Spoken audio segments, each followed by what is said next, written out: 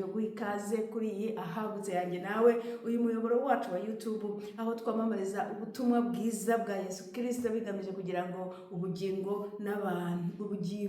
bw'abantu n'imibiri bihemburwe. Now aho turi twese, aho buri muntu wese mu isengero asengeramo uyu mwaka, abantu bawise amazina, abantu barahanuye ibyo bifuza kubona Imana ibageraho, cyangwa se mbega n'ukwizera kwabo bitewe no gusenga kwabo. Rero sinzi wowe aho umwaka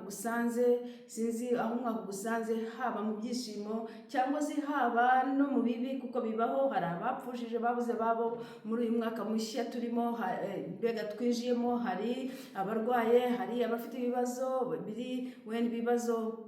ibibazo by'urushako, ibibazo by'urubyaro, ibibazo by'umuryango, ibibazo muri society.